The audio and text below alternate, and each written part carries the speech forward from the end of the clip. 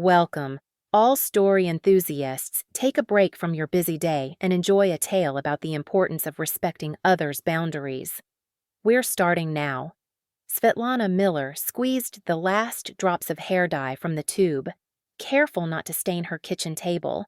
Her one-bedroom apartment had long since transformed into a miniature hair salon. Supplies, dye bottles, foil, and plastic wrap were everywhere. Boxes of professional hair products were stacked under the sink, and two folding chairs, one regular and one for styling, stood in the hallway. "I told you, it wouldn't be enough for Veronica," Svetlana grumbled, looking at the paltry remnants of dye. "Her gray hair is like a curse. It just eats up the color." It was a Saturday evening. Outside, an October rain poured, blurring the neighborhood into a hazy gray. Her last client had left an hour ago, but Svetlana couldn't bring herself to clean up. Exhaustion weighed her down like a lead blanket. Tomorrow was Sunday, her only day to rest.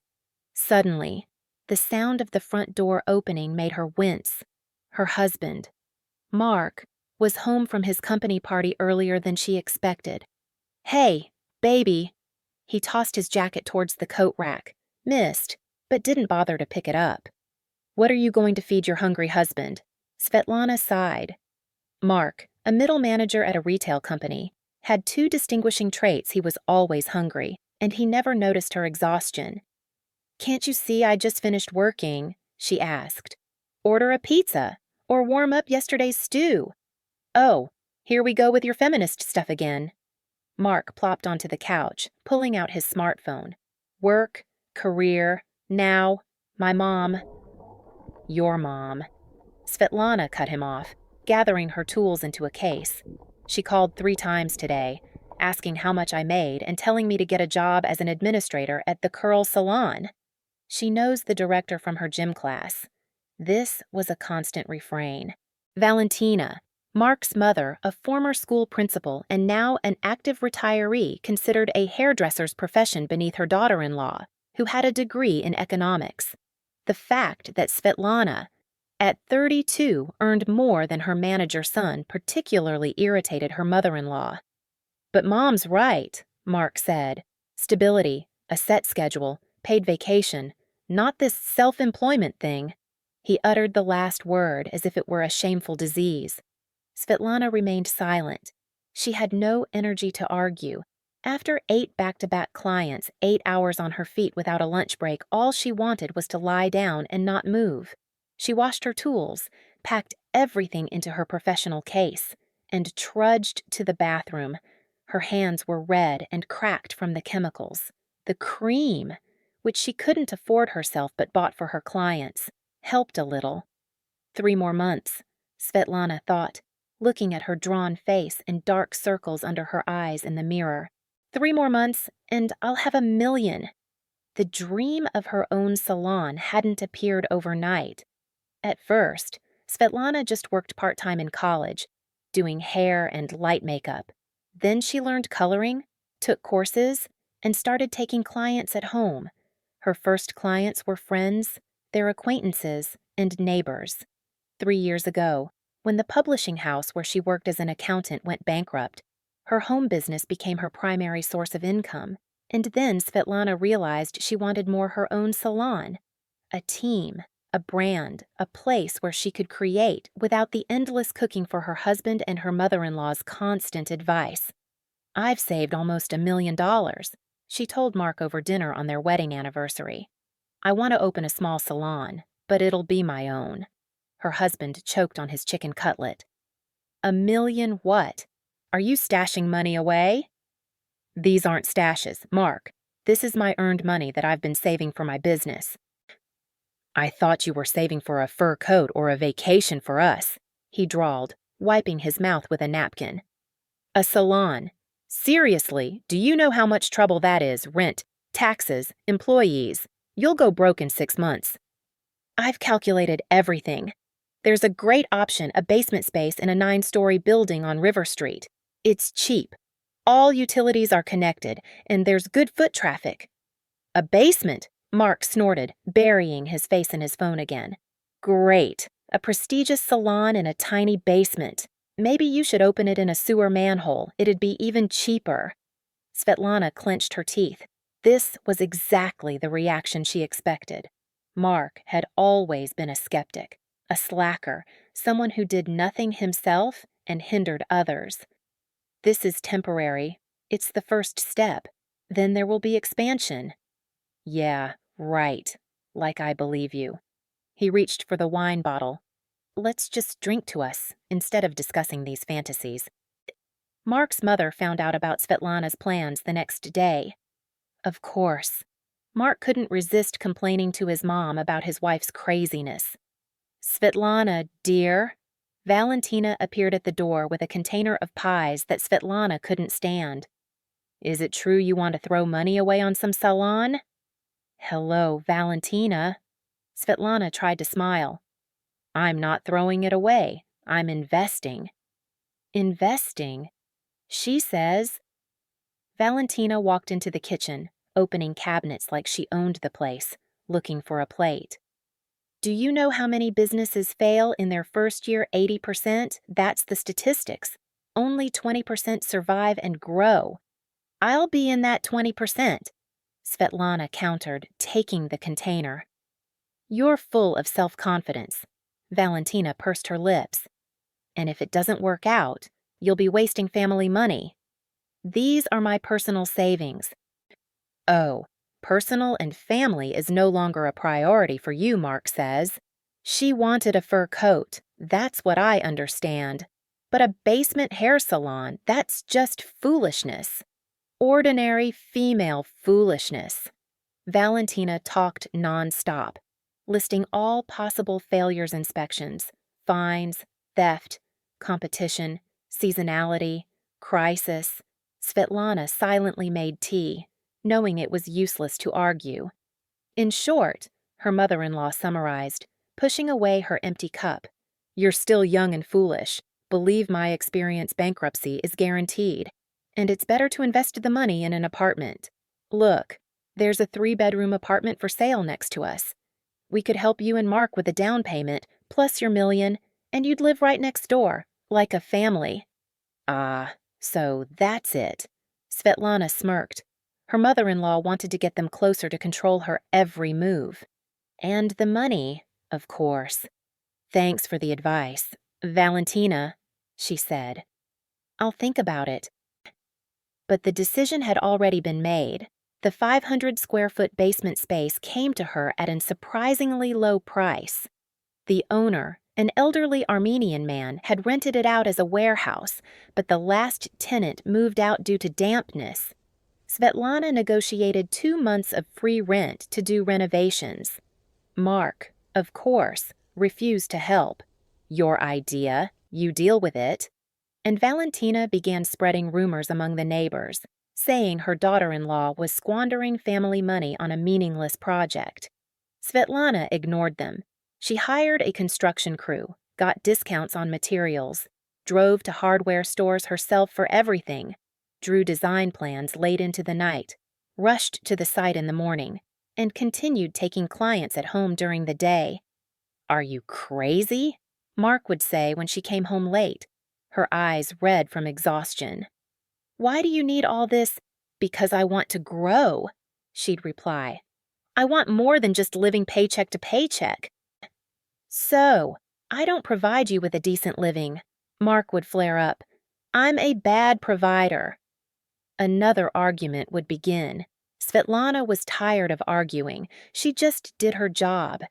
In February, Svetlana's salon opened its doors to its first clients. The damp basement had been transformed into a cozy space with good ventilation, bright lighting, and stylish minimalist design. 2 chairs, a sink, a small waiting area with magazines and a coffee machine. For the first month, Svetlana worked alone.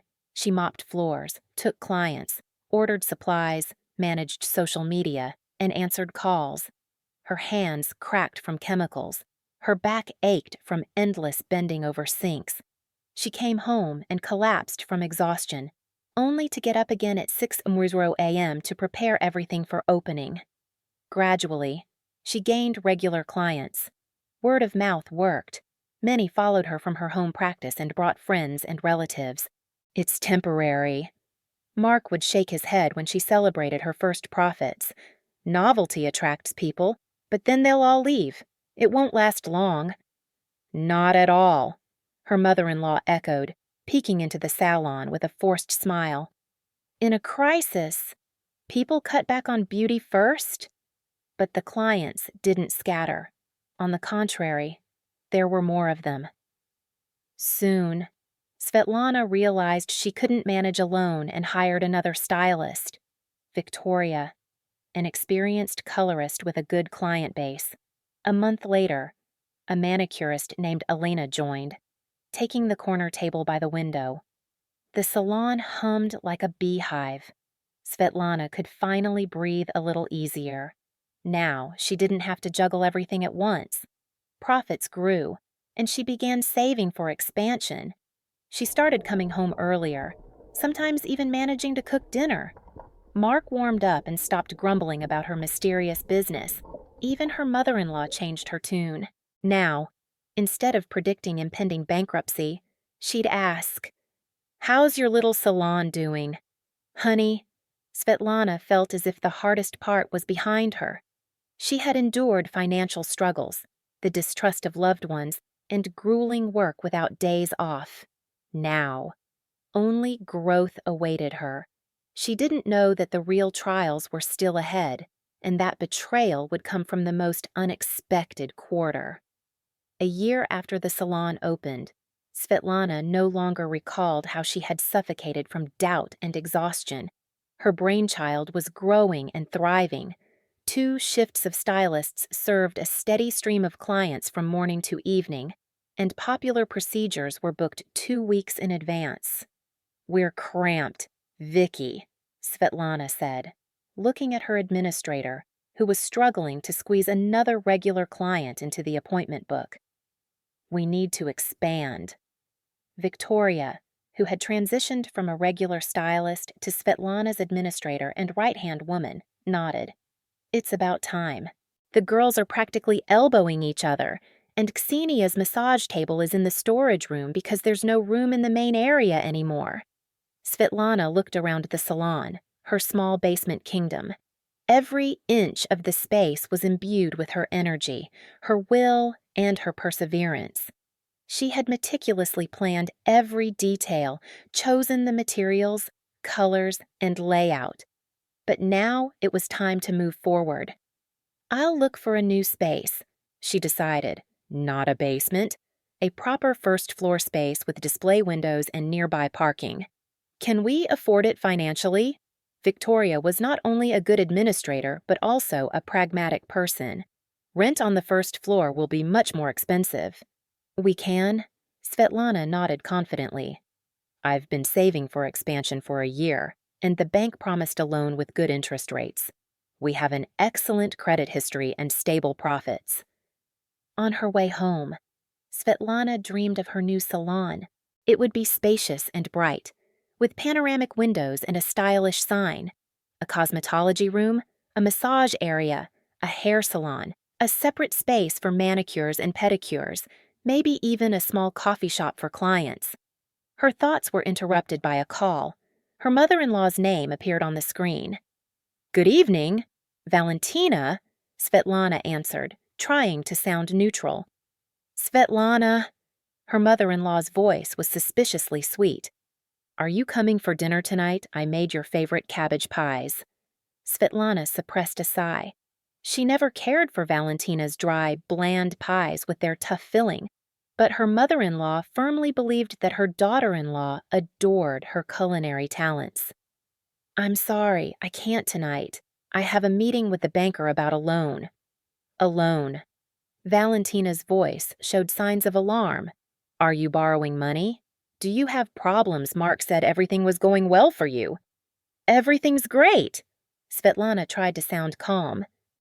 This is for business expansion. I'm moving to a new, larger space." "Oh, darling," her mother-in-law drawled, with poorly concealed displeasure. "You're always in such a hurry. Just when things were looking up, You're throwing yourself into adventures. A loan is a debt trap. You're an economist. You should understand. I've calculated everything. Valentina, expansion is necessary. We have too many clients, and the stylists are practically on top of each other. Well, watch out. Her mother-in-law sighed significantly. I'm just worried about you, like a mother. Like a mother who never was a mother to me, Svetlana thought, but said aloud. Thanks for your concern. Say hello to Lena. Lena, Mark's younger sister, was an unfinished teaching student who lived with her mother and picked up odd jobs. For 5 years, she had been planning to finish college, but it never went beyond talk.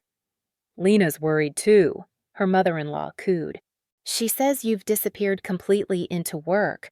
Family is no longer a priority. Svetlana bit her lip. Accusations of neglecting her family had become common since her business took off. Mark and his relatives seemed unable to forgive her success. Goodbye, Valentina. I have another line. She lied and hung up. Her mood was ruined.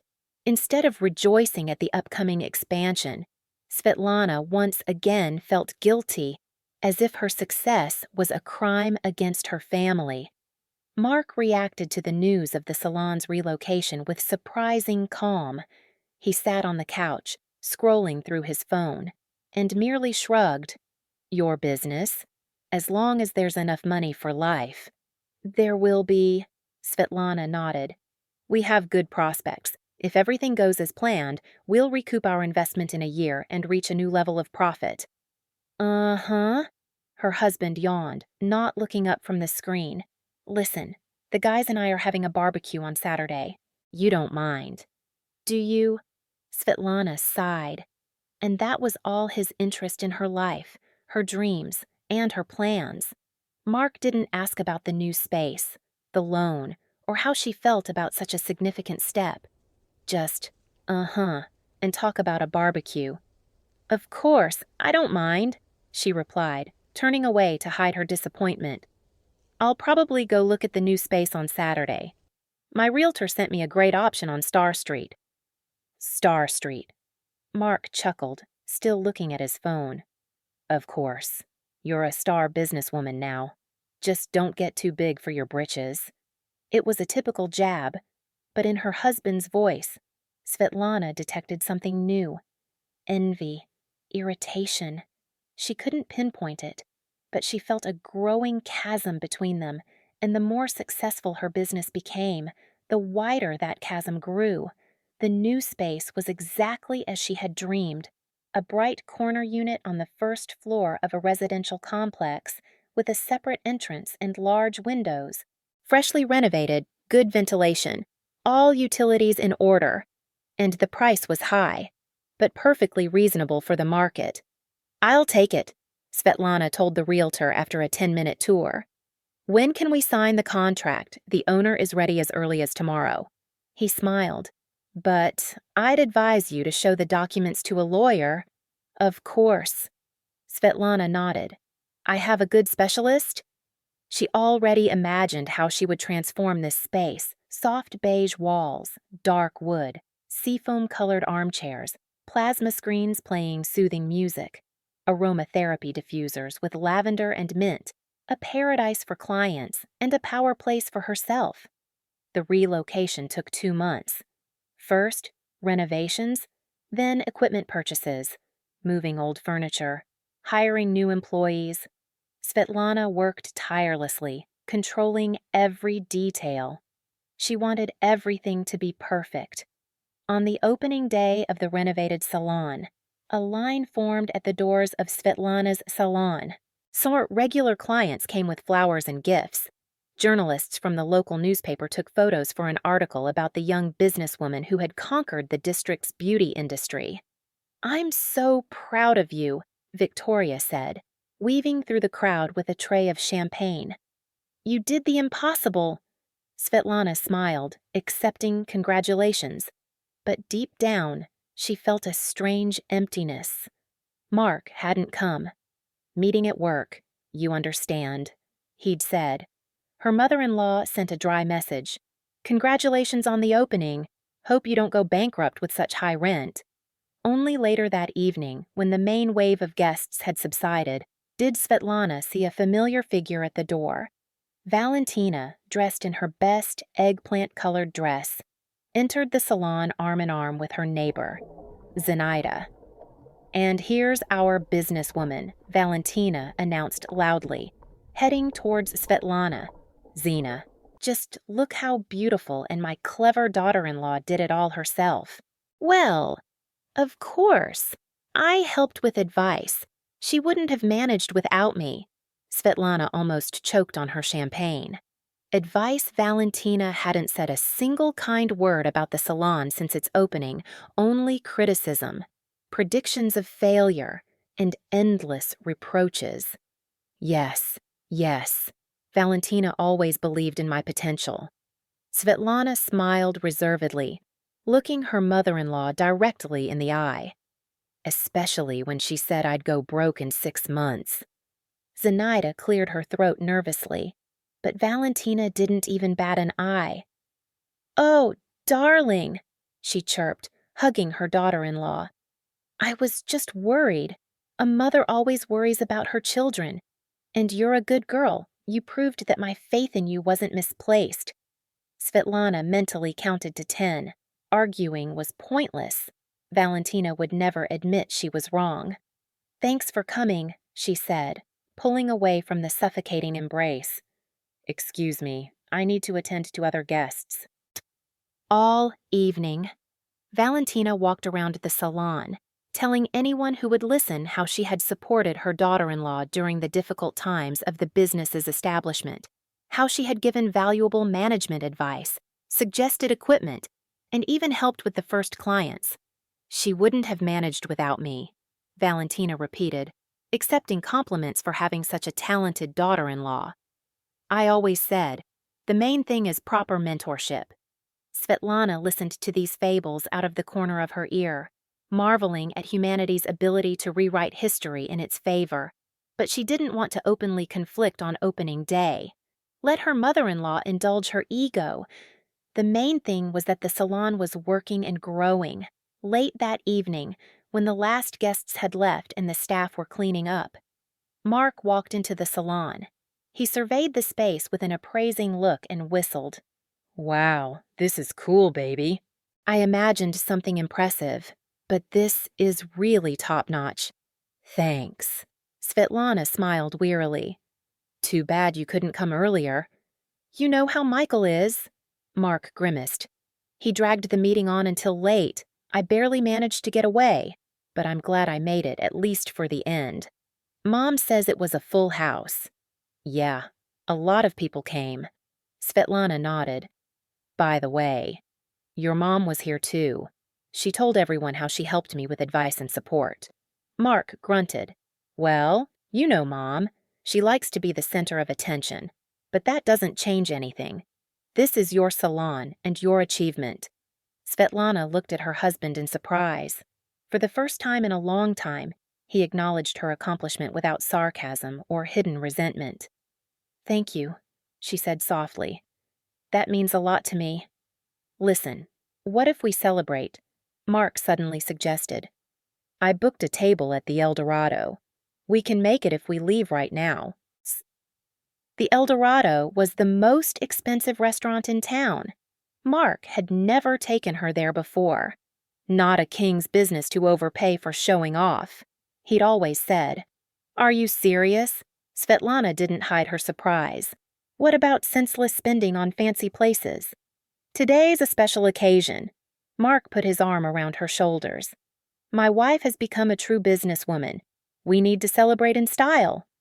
All the way to the restaurant, Svetlana couldn't shake a strange feeling. Something had changed in her husband.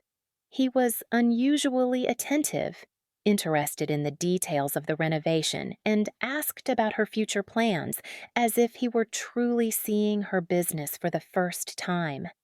At the El Dorado, they were greeted like honored guests. Mark had indeed booked the best table by the window and ordered expensive wine, seafood, and dessert. Svetlana enjoyed the evening, but her intuition told her something was off. Mark had never been this interested.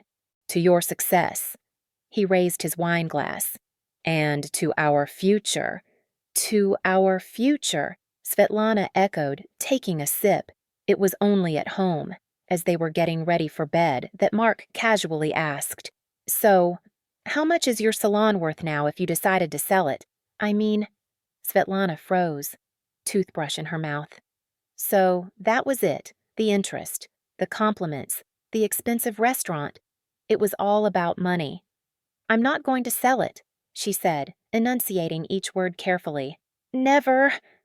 "Oh, I was just asking." Mark shrugged, but something akin to disappointment flickered in his eyes. "Just curious how much a successful business is worth." "A lot," Svetlana snapped. "Very much." She felt a wall growing between them again. And now, Svetlana knew for sure her husband wasn't just jealous of her success. He wanted his share, a share in something she had created alone, without his help or support. 6 months after moving to the new location, Svetlana's salon was thriving. The staff had grown to 15 people, including 2 cosmetologists, 3 hairdressers, nail technicians, a brow artist, a lash technician, and a massage therapist. They had their own line of skincare products under the Svetlana brand. The client base numbered over 500 regular visitors. Svetlana was rarely home. She came home late in the evening and left early in the morning. Mark no longer reproached her. In fact, he barely spoke to her, immersed in his own affairs. Sometimes Svetlana felt like they were just roommates, not husband and wife. Valentina, too, had changed tactics. Now, instead of criticizing the salon, she boasted about it far and wide. "My daughter-in-law, our family business, I always said she'd succeed." She even started coming in regularly for treatments, demanding special treatment as the mother. One day, Svetlana accidentally overheard her mother-in-law talking to one of the stylists. "Of course, Svetlana is talented," Valentina was saying while getting a manicure. "But without our family's support, she wouldn't have managed. My son helped with choosing the space, with the renovations. I advised on management issues after all, 30 years in a leadership position at a school." The stylist nodded politely, but her eyes showed she didn't believe a word of it. Everyone at the salon knew how Svetlana had built the business alone, without family help. Svetlana wanted to intervene, but changed her mind. Let her mother-in-law indulge her ego. The important thing was that those who truly mattered knew the truth. That evening, returning home, Svetlana thought about the strange turn of events. Just a year ago, her family didn't believe in the salon's success, predicted bankruptcy, and scoffed at women's fantasies. Now, they were trying to claim her achievements, to present them as a shared family success. Interesting, she thought, riding the elevator up. What will happen next? How far will they go in their desire to get a slice of my pie? She didn't know that the answer to that question would come very soon, and it would be much scarier than she could imagine. The February chill bit at Svetlana's face as she stepped out of the salon near midnight. It had been a crazy day. 2 stylists had come down with the flu, forcing her to stand at the chair herself, taking clients nonstop. Her hands throbbed, her back ached, but a sense of satisfaction filled her soul. The salon was running like clockwork, even in an emergency. Sitting in her car, Svetlana remembered she'd forgotten her office keys on her desk. Swearing under her breath, she returned to the salon doors. A faint light shone through the blinds. Strange. She was sure she'd turned everything off before leaving. The alarm system hadn't gone off, so it must be someone from within. Maybe Victoria had come back for something. Or the cleaning lady. Gail. Svetlana quietly turned the key in the lock and cautiously pushed the door open. Voices, a deep, unfamiliar male voice, and a high, haughty female voice drifted from her office. A third voice made her freeze mark. Her husband. who was supposed to be home after a company party. "The documents are all in order," the stranger was saying. "All the utilities are new. The wiring was completely replaced last year. The equipment is imported. The warranty on everything is valid for at least 2 more years.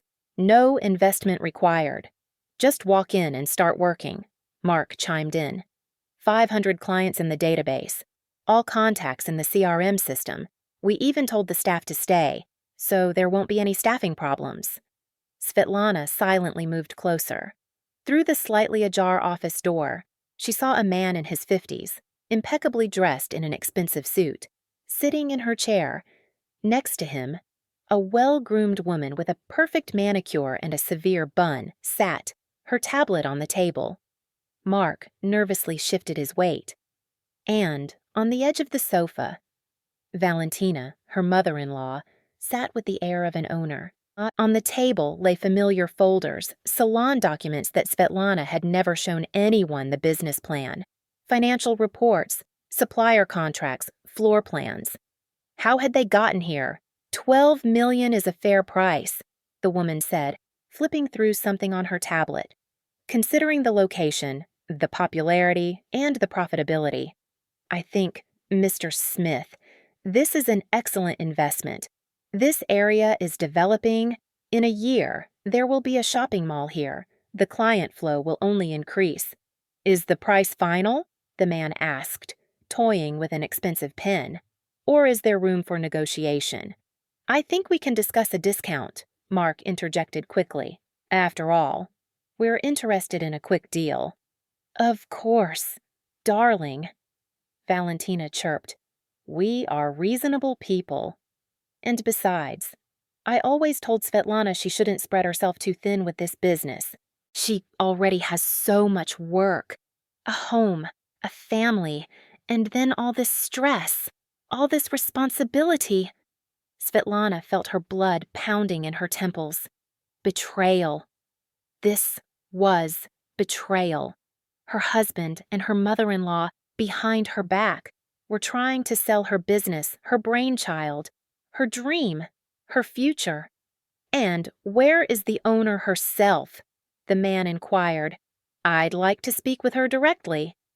She's been a little out of sorts lately, Valentina sighed with feigned sadness. Overwork, you know. The doctors recommended rest, so my son and I have taken over all the responsibilities. But the salon is legally registered in her name, the woman clarified. Yes, Mark nodded, but we're family. We make all decisions together. And besides, as her husband, I have the right to dispose of jointly acquired property. And Mom, she's just helping with the negotiations. She has experience. Svetlana decided she had heard enough. She flung the door open and walked into the office. Everyone fell silent as if on command. Mark paled. Valentina forced a strained smile, and the strangers stared at her with interest. Good evening, Svetlana said calmly, walking to the table. I presume you wanted to meet the owner of the salon. I am Svetlana Miller, and you, I take it, are potential buyers of my business, about whose sale I know nothing. Svetlana, darling, Valentina fussed. We wanted to surprise you. You've been so tired lately, so worn out. Sweetheart, Mark stepped towards his wife, but she held up a hand, stopping him. Would you introduce me to your guests? Svetlana's voice had a metallic edge. The man stood and extended his hand. Arthur Smith, Arthur's Beauty Salon chain. We are interested in acquiring your business to expand our network. Elena Johnson, the woman introduced herself, financial director of the company. Very nice to meet you. Svetlana shook both hands. Only, there's a problem. My salon is not for sale, and it never has been. I haven't even considered such a possibility. Mark nervously cleared his throat. Svetlana, let's at least discuss the offer. $12 million is an excellent price.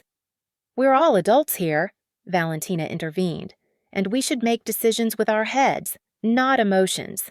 In a crisis, it's better to sell a business at a good price than to go bankrupt later. Crisis? Svetlana scoffed.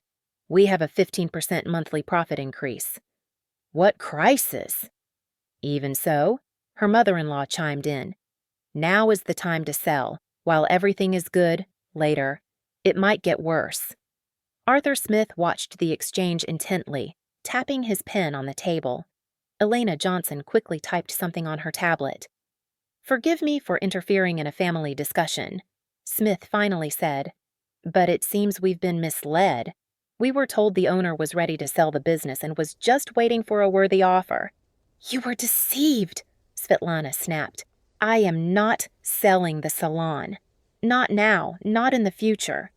In that case, Elena Johnson stood up, putting her tablet in her bag. We apologize for the inconvenience. Arthur, I think we should go. Indeed. The businessman nodded. Though it's a shame. Your salon made a good impression on me. If you ever change your mind. He held out a business card to Svetlana. She automatically took the card, but immediately placed it on the table. I won't change my mind. Thank you for your interest. But my answer is final.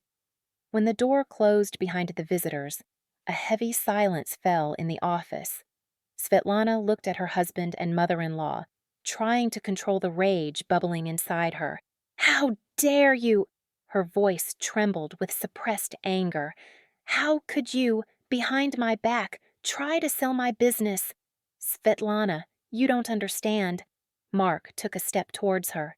We wanted what was best for all of us. For all of us. Svetlana laughed bitterly. Or for yourselves. How did you get these documents? How did you even find these buyers? The documents were on the computer, Mark mumbled. You gave me the password when you asked me to fix your laptop. And I found the buyers, Valentina declared proudly. Zena's son works as Smith's driver. I found out everything. Organized the meeting. I thought you'd be happy. 12 million doesn't grow on trees. So, you decided everything for me. Svetlana felt something inside her breaking. Without my knowledge, without my consent, you decided to sell what I had created for years, what I had poured my soul, my health, all my strength into. Oh, stop being so dramatic. Her mother-in-law raised her voice. It's just a salon, as if it's the only thing you have in life. You have a family, a husband, and you only think about your business. And why did you need this money anyway? Svetlana narrowed her eyes. 12 million is a considerable sum. Mark and Valentina exchanged glances. Then her husband sighed and admitted, Lena's getting married. She needs an apartment. And Mom, well, she also needs money for a comfortable old age. Lena, Svetlana couldn't believe her ears.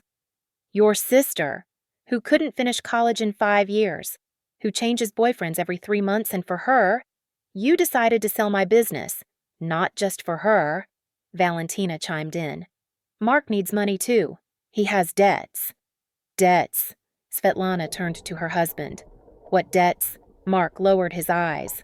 I got a little carried away with sports betting, then took out a loan to try and win it back. It didn't work out. And how much do you owe? 1.2 million. Mark mumbled. The collectors are already calling. Svetlana felt the room spin. Her husband was a gambler with debts. Her family planned to sell her business to solve their financial problems. And she knew nothing, noticed nothing, immersed in her work. Get out of here, she said quietly. Both of you, immediately. Svetlana, darling, what are you doing? Valentina tried to embrace her daughter-in-law, but she recoiled. Get out, Svetlana shouted, losing her last shreds of self-control. Get out of my salon. Get out of my life. You'll regret this, Valentina suddenly hissed, her face transforming. We tried to be nice, but if you're so stubborn, it will be the hard way. Is that a threat? Svetlana crossed her arms. It's a warning. Valentina grabbed her purse. Things happen in business. Fires, thefts, property damage. Better to agree nicely. Mom. Mark grabbed his mother's arm. I'm telling the truth, she snapped. Your wife thinks too much of herself. She thinks she's smarter than everyone, but we'll teach her a lesson. Svetlana looked at her mother-in-law and didn't recognize her. Where had the sickly sweet Valentina, with her feigned concern, gone? Before her stood a malicious, vengeful woman, ready for anything for money. Leave, Svetlana repeated, trying to maintain what little composure she had left. And don't come back. Not here, not home. What do you mean? Not home, Mark bristled. You're kicking me out. Exactly. I don't want to see you or your mother. Take your things and leave. I need time to think. But the apartment is my premarital apartment, if you recall. Svetlana cut him off. And I have every right to decide who lives in it. You can't do that, her mother-in-law protested. He's your husband. And he's also a traitor, a liar, and a gambler with debts, Svetlana countered. And I haven't decided yet if I want to stay married to a person like that. Mark paled. You're threatening divorce. I'm stating facts. Now get out, both of you. When the door closed behind them, Svetlana collapsed into her chair, burying her face in her hands. Betrayal. Vile, calculated betrayal by the people closest to her. How could she have been so blind? How could she not have noticed what was happening right under her nose? Her phone vibrated. Svetlana mechanically glanced at the screen. Her cousin, Victor, one of the few relatives she maintained a warm relationship with. Hey, Vic. She tried to speak normally, but her voice treacherously cracked. Svetlana, what's wrong? Her cousin immediately reacted. Did something happen? And then she broke down, stuttering, swallowing her words. She told him everything about the overheard negotiations, her husband's betrayal, her mother-in-law's threats, Mark's debts. Scum, Victor succinctly summarized after hearing the story. Both of them, but with Valentina. I wouldn't mess around. Did she seriously threaten arson? Not directly, but she hinted at it pretty clearly. Fires happen. And all that? All right, then. Victor's voice took on a commanding tone. He had served in special forces for a reason. Right now, you close the salon, go home, and pack that husband's things. Kick him out. Change the locks. I'll send some guys over. They'll help if he resists. And tomorrow morning, I'll come to the salon. We'll install cameras and arrange for an overnight guard. I have a couple of good guys from a security company. If that crazy mother-in-law plans something, we'll catch her. Svetlana exhaled gratefully. Thanks. Vic, I don't know what I'd do without you. Anytime, sis. Just hang in there. And remember, you didn't do anything wrong. They're the traitors, not you. After talking to her brother, Svetlana felt a surge of strength. Victor was right. She needed to act. She closed the salon, set the alarm, and drove home. Mark wasn't there. He had probably gone to his mother to lick his wounds and plot new schemes. Svetlana quickly packed his belongings into large bags, placed them by the door, then called a 24-hour locksmith service. An hour later, she was the only one with the new keys. When the doorbell rang at 1:30 a.m., she was ready. Opening the door, she saw a bewildered Mark with his keys in hand. What? He frowned. Why doesn't my key work? Because I changed the locks. Svetlana calmly replied. Your things are in those bags. Take them and leave. Svetlana, come on, let's talk. Mark tried to push his way into the apartment, but she stood firm in the doorway. There's nothing to talk about. You betrayed me. You tried to sell my business behind my back. And for what? For Lena's apartment and your debts. I can explain everything. He tried to take her hand, but she pulled away. I really meant well. You're always at work. I thought you were tired of all this. I wanted to surprise you. Surprise!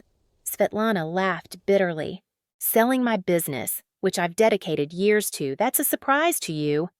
Well, I'm sorry. Mark winced. I made a mistake. But you're not going to kick me out for one mistake, are you? Not for one.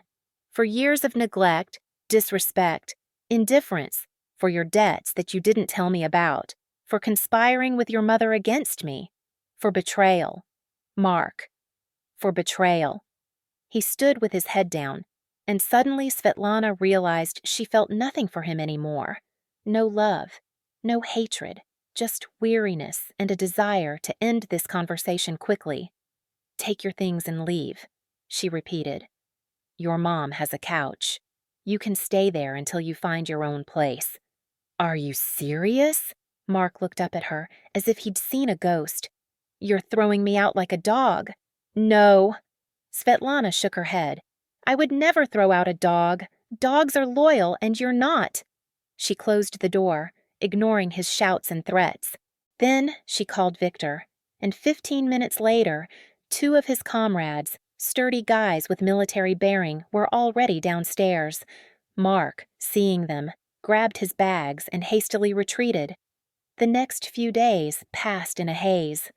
Svetlana installed surveillance cameras inside and outside the salon and hired security. Two of Victor's former comrades stood guard in shifts, ensuring the salon's safety at night. She changed all passwords, from her computer to the alarm system. Mark tried calling, sending messages, but she didn't answer. Valentina also continued her attempts to contact her, sometimes with threats, sometimes with pleas to be reasonable and not destroy the family. Meanwhile, potential buyers continued to come to the salon. Apparently, Mark and his mother hadn't abandoned their plans to sell the business. Svetlana invariably refused, ushering out the surprised visitors. And in the evenings, she cried from helplessness and resentment. She barely went home, sleeping directly at the salon in the staff room on a folding bed. She didn't want to return to the apartment where she had recently lived with someone she trusted. You'll kill yourself like this, Victoria would say, seeing the dark circles under her friend's eyes. You need to rest. You can't live at work. It's temporary. Svetlana brushed her off. Until this whole thing settles down. But the situation didn't settle. Mark began spreading rumors among mutual acquaintances.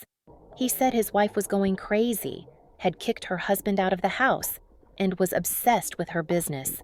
Some believed him, calling Svetlana and advising her to stop and think about her family. And one evening, as she was closing the salon, Lena, Mark's sister, arrived. They had rarely interacted before. Their interests and values were too different. We need to talk, Lena grumbled, squeezing through the door. It's personal. Svetlana let her in and offered her tea. Lena refused, getting straight to the point. What are you doing? You kicked your brother out of the house. You gave Mom a heart attack. A heart attack, Svetlana repeated disbelievingly. Well, not exactly a heart attack. Lena corrected herself. But her blood pressure shot up. We barely got it down. And you came to lecture me. I came to say enough of this acting out. Sell your salon, share the money, and live normally. Mark will forgive everything. He'll come back. Svetlana shook her head in amazement. Do you really think I'll sell my business to buy you an apartment and pay off my brother's debts? So what? Lena genuinely protested. We're family. I'm getting married soon. Where are we supposed to live at Mom's? She's already taken in Mark and me. It's cramped. What about work? Svetlana scoffed. Have you tried working? Getting an education, building a career. Oh, please, no lectures. Lena grimaced. Not everyone wants to work like a dog. Some people want to live, and I'm not living. What kind of life do you have? Lena gestured around the salon. Just work, work, work. No fun, no rest. Sell the business, and you'll live a decent life, and you'll help us.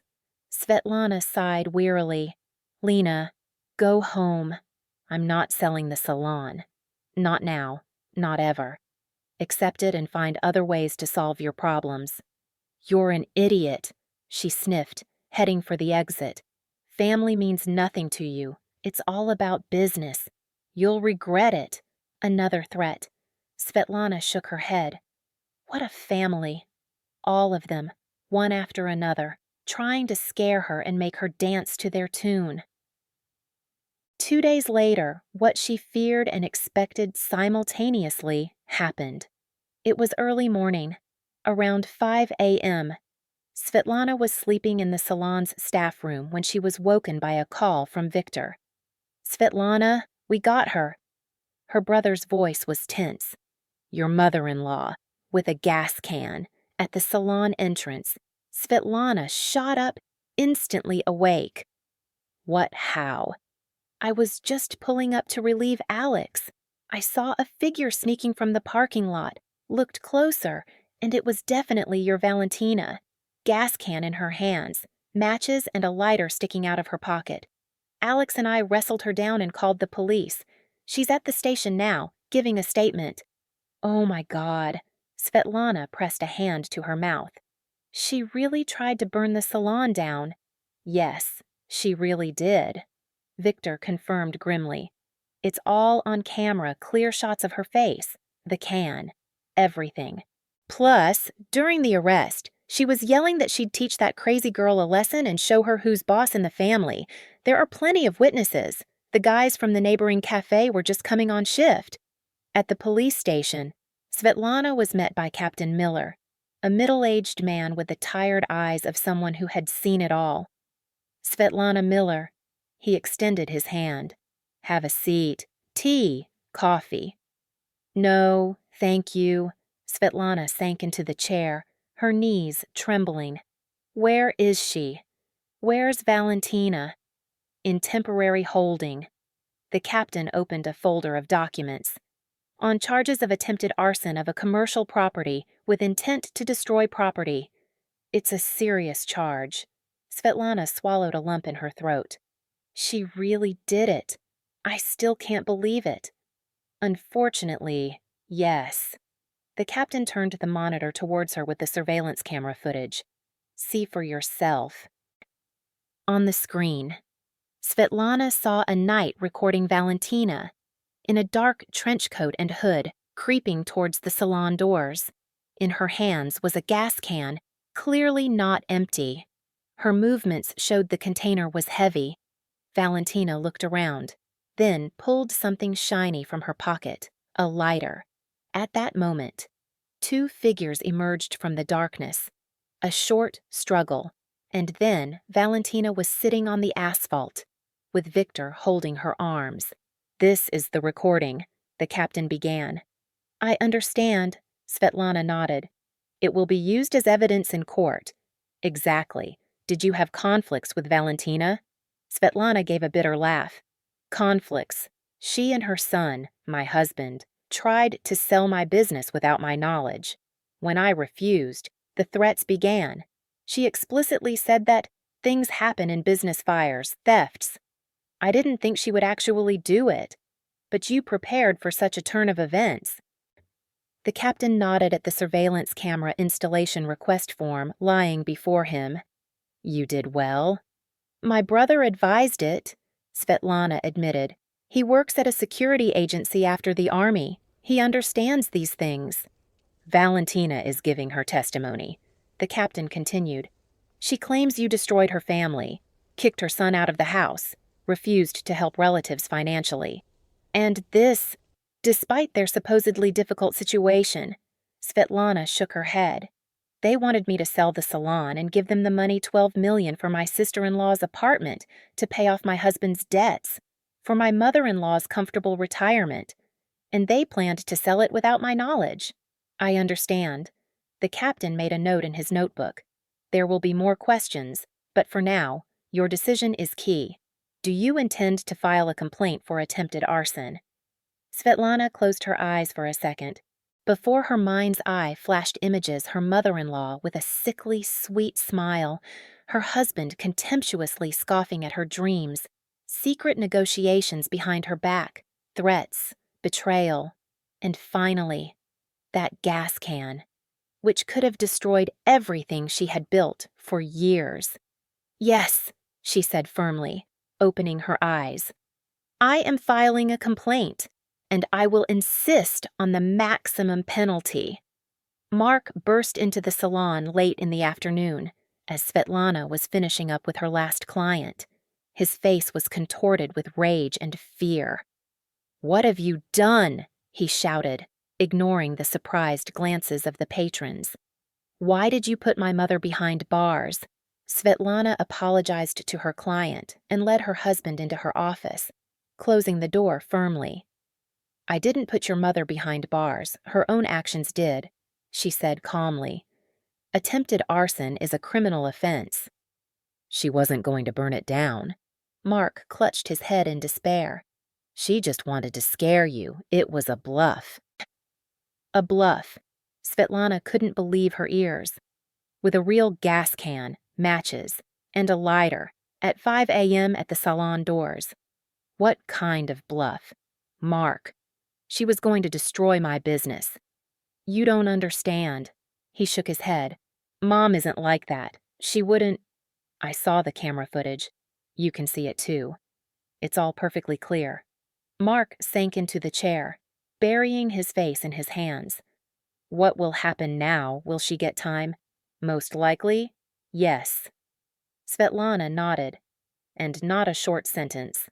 Attempted arson with intent to destroy property is 3 to 5 years. 5 years? He looked up at her, his eyes wide with horror. "Mom is 63. She won't survive prison."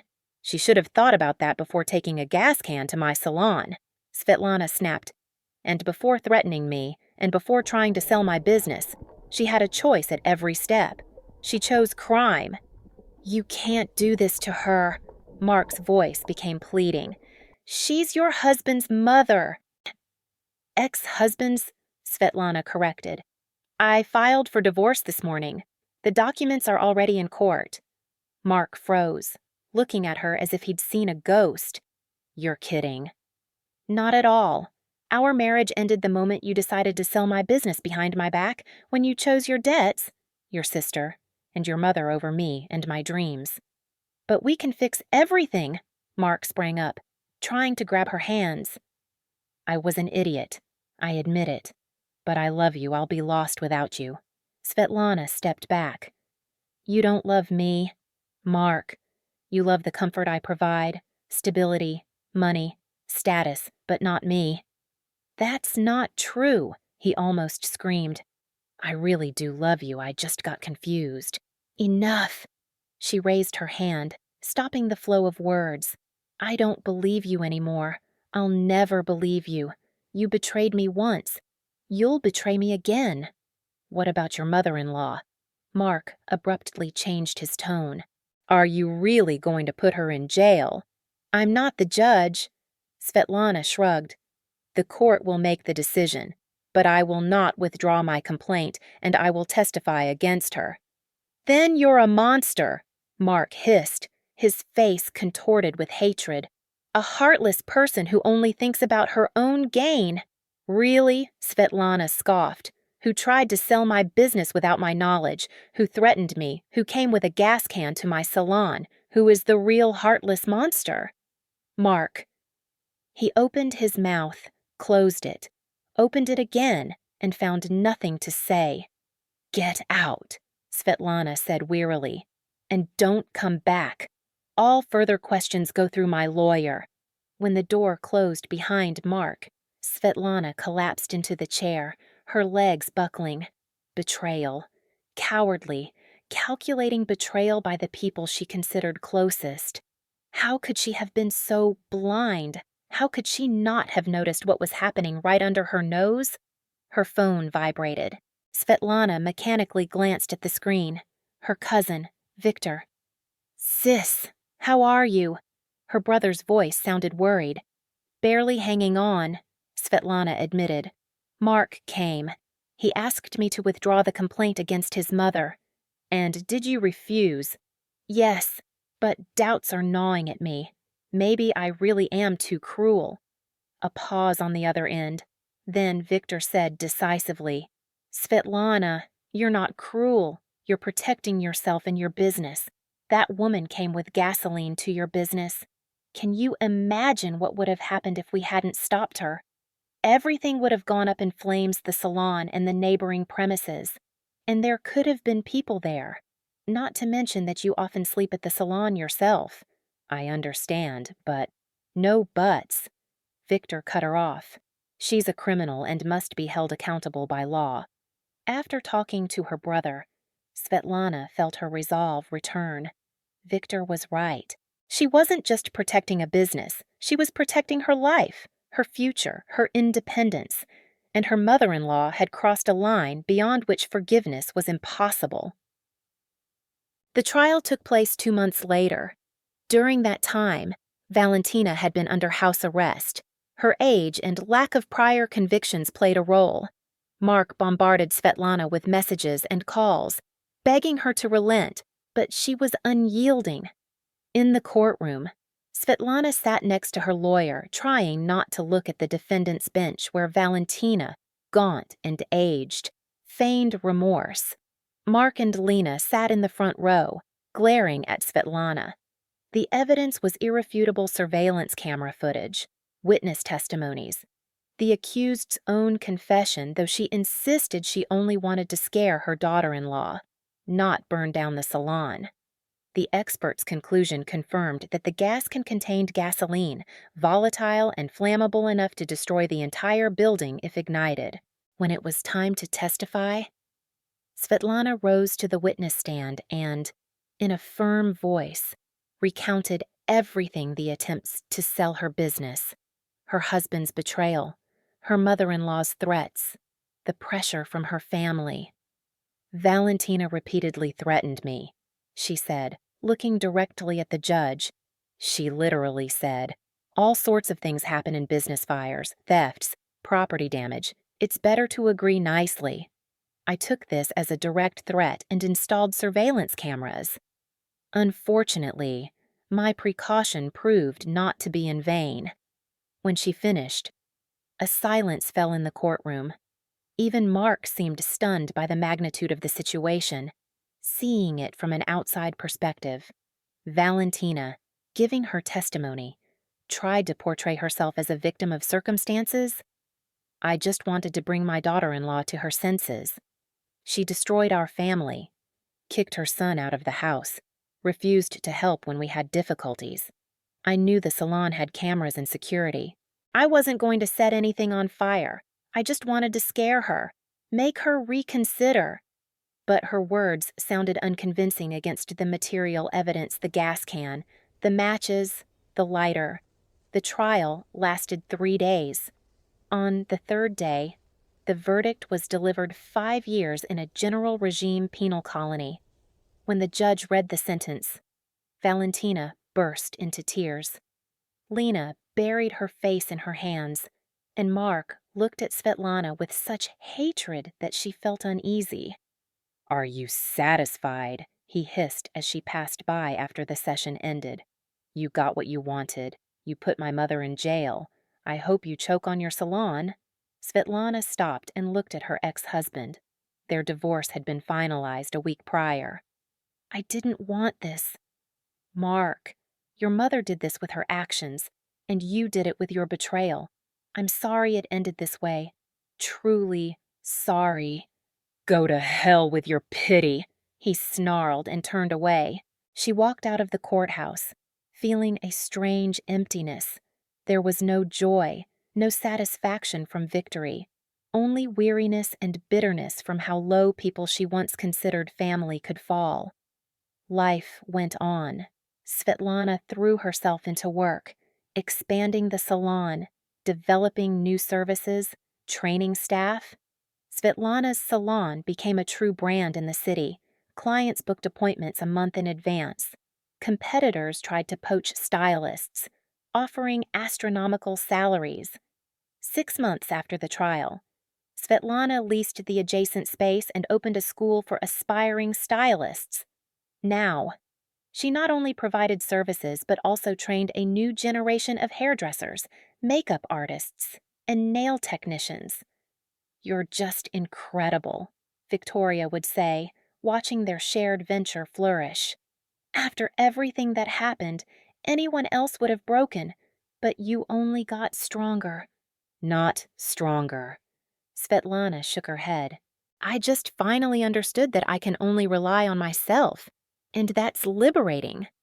One day, scrolling through her social media feed, she stumbled upon a photo of her former sister-in-law, Lena. Lena posed in a revealing outfit against the backdrop of a luxurious hotel. The caption read, "Dream Job Dubai welcomes Russian beauties."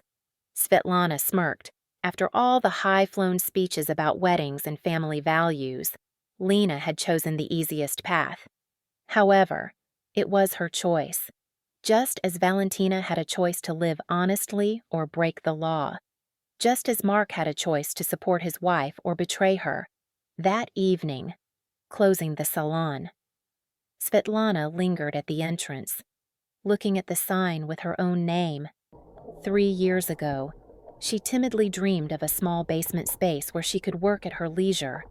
Now, she had a thriving business, a team of professionals, a school, and plans to expand her network. The price had been high.